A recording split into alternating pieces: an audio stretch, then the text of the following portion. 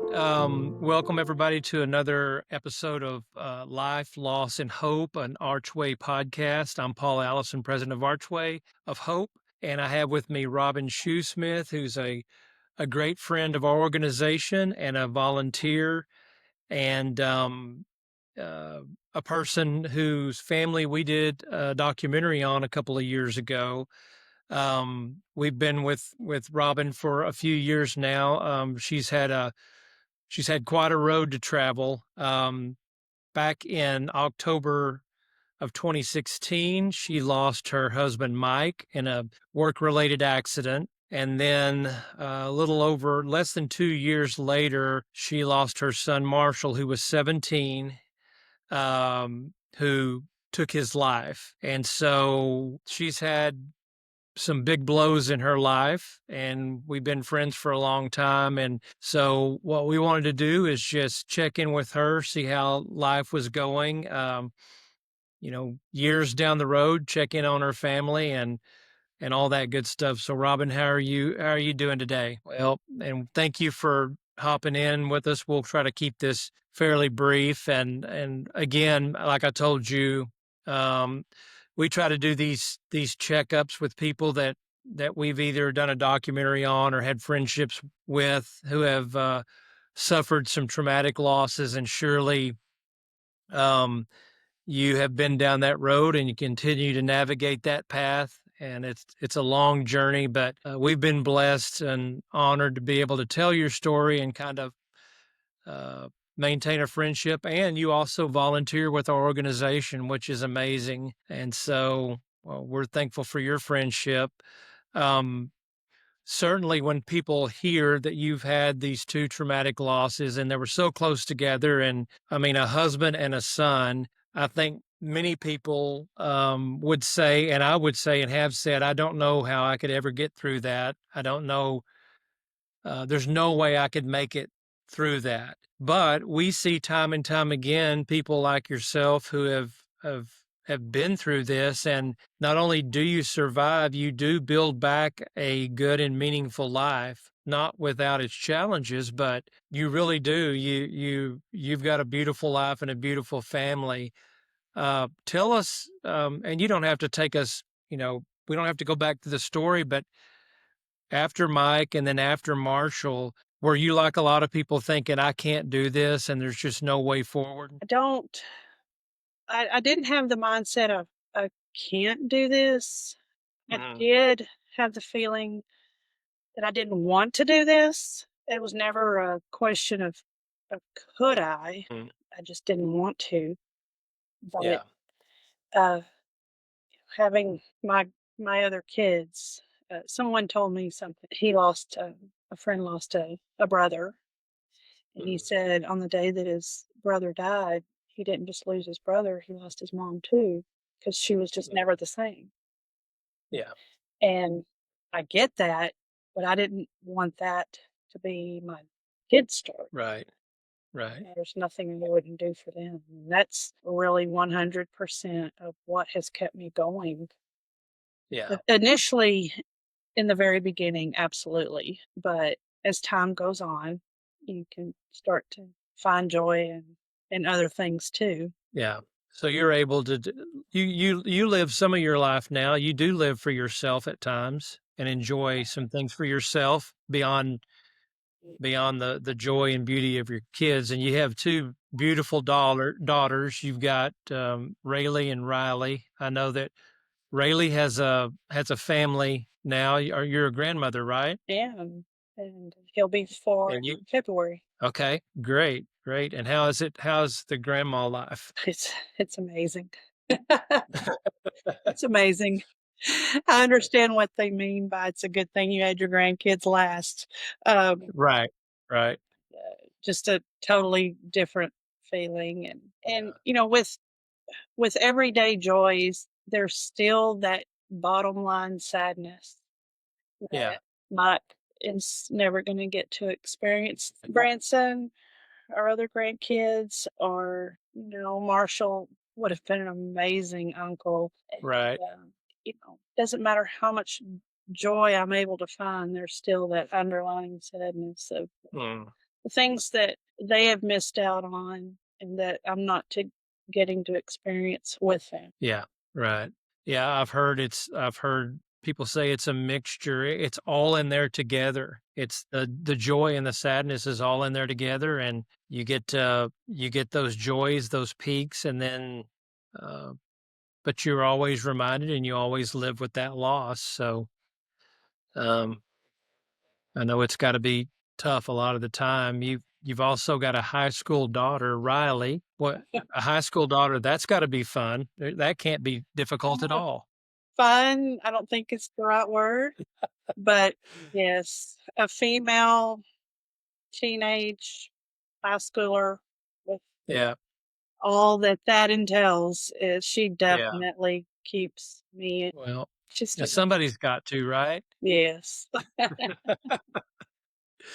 Um, were there stages along the path? I know you have a unique situation because you were trying to start your healing after Mike, and then it wasn't very long and you lost Marshall. So you kind of had to, well, I would say you would have to had start over. Did you have to start over with grieving, or did you just continue that? What was that like? It was 15 months Yeah, apart, yeah, and I felt like I was just starting to maybe, uh, like, stand up, start to stand, right. and just literally got knocked down Yeah. again. I don't if that makes sense, but the saying that everyone grieves different is Mhm. so true, and with Mike and Marshall, completely different. I Okay. I lost 13 pounds from the day that Mike died to the day that we buried him. Wow. Stepped on the scale when I went to go put on something for the funeral, and I was like, "Whoa, this doesn't fit." 13 Mhm. pounds in, I think, 8 days, and it took me months to be able to eat. I just had no appetite, couldn't eat, Mhm. wouldn't eat. When Marshall passed away, I remember thinking, "Oh, I'm gonna wither away." Not the case. Yeah. I ate, and I ate, Yeah. and, I blew up. But that was just one example of how Yeah. I really thought that I knew what to expect after Marshall, just based on Mhm. what I had gone through with him, but it was just totally different Yeah. in so many ways. You know, Yeah. um, in some ways, it was harder with Mike and not that I loved him more than my child, but I went to bed every night with Mike, and I woke up every morning with Mike, Mhm. and that was just really hard for the longest time. Every morning you wake up and you look over and he's not there, and it's that sinking feeling in your Mhm. gut that he's gone. And Yeah. then I walk out of my room and thinking Marshall's gonna walk out of his room. But he'd be Mhm. holed up in his room for hours. You know, it was different in that way that Yeah. I would expect him to come out of his room and realize he's not coming out of his room. Where Mike was always just right there with Yeah.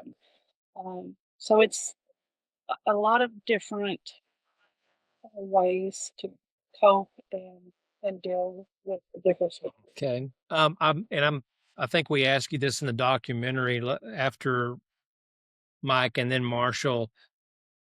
Did you have a moment or a time period where you felt something shift and you went, okay, I'm not only am I going to make it, I'm going to have a good life for me and my daughters. Did you feel that? I did. When Mike died, Riley was sick, and I had said that when his estate was all settled, I was going to take her to Disney World and just Mhm. surprise her. Well, I didn't know it was going to take 3 years to settle his estate, but Mhm. we're in the midst, 15 months later, of trying to get Mike's estate settled and all the affairs taken care of. And I said, when this is over, we're going to take a trip. We're going to take her to Disney World. And then Marshall's gone and never got to take that trip. And it was spring break. So it's 2 months after Marshall died.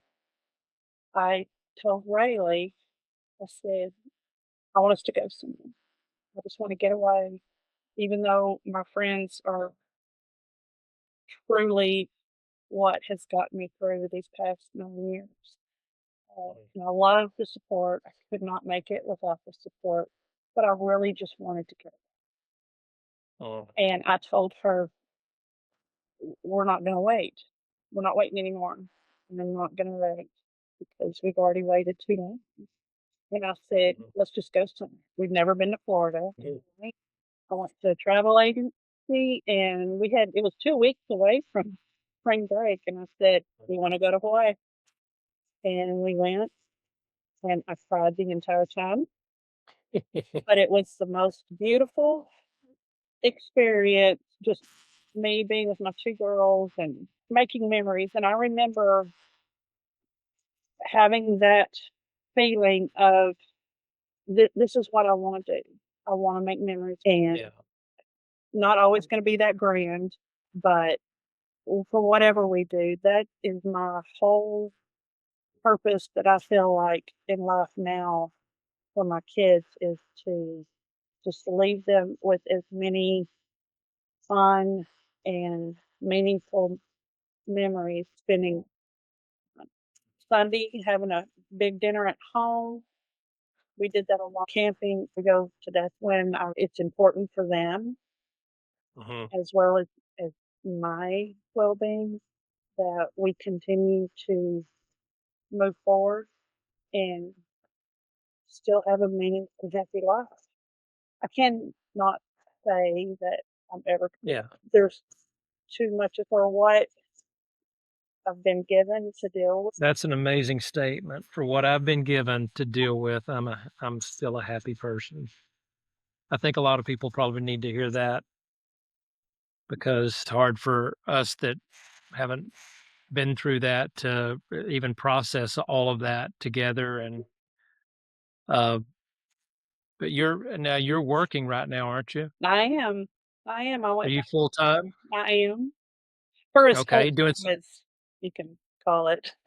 yeah, But yeah, doing something you like. I love it. It's Okay. here in McGregor, and Yeah. it's what I've done for 30 years. I don't have to Mhm. really even think about it, but it's, Yeah. you know, I know everyone that comes in, and I can come and go as I need to. Here now doing this, and middle of the day, I go to the gym 4 days a week. Good. I love it, and I love to work, and I still struggle staying home. There's Mhm. only there's only so many projects I could do, and so many times I Mhm. clean out a closet and organize Yeah. that I Yeah. really I like to stay busy. My Mhm. mother tells me I stay too busy, but it's just it is a coping mechanism for me. I Yeah. love it. And keeps me active, and Yeah. yeah, I love my job. I love working for Robbie, and Yeah.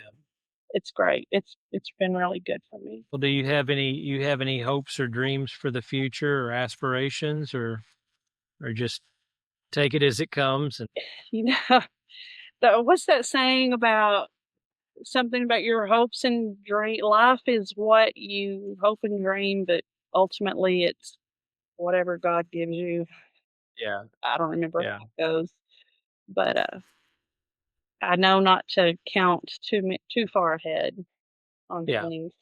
But right now, the next 3 years, I'm trying to focus on this teenage girl. That's probably a pretty good project. Yes, and beyond that, just whatever comes my way, I'll be ready. Well, you're an amazing person and you're a strong person. We've been so blessed to call you a friend, and I think people seeing this will be encouraged, and it's not some unrealistic thing that you're saying that everything I've gotten to a point everything is rosy and perfect, but you have a valuable and meaningful life. I think people can take comfort in that if they wake up and find themselves in the club that nobody wants to be a part of, and they see something like this, I think it would give them hope and encouragement. So we really do appreciate you spending some time with us today. That said, just because I carry it, Wow. Yeah. I just really felt that because Wow. people tell me all the I know that I am, but it pain that I do still, Yeah. it's possible, and I don't do it alone. And my friends, they don't even realize the Yeah. weight that they help me and my family. I don't Good stuff, Robin. care. Thank you so much. Can we, down the road a piece, can we check in with you again sometime? Yes. Okay. We'll check in on that teenage daughter project, see how things are Yeah, going. we're learning how to drive right now, so it's it's interesting. Well, thank you so much. I want to encourage everybody, if you want to see some of our documentaries or see what we do at Archway, you can just log on at archwayofhope.org. If you want to see some of these stories or documentaries, you would just click on stories and then documentaries. You can see Mike and Marshall's story, and it's a tough one, but it's an amazing story about this family. So, Robin, thank you so much. We love you. Thank you.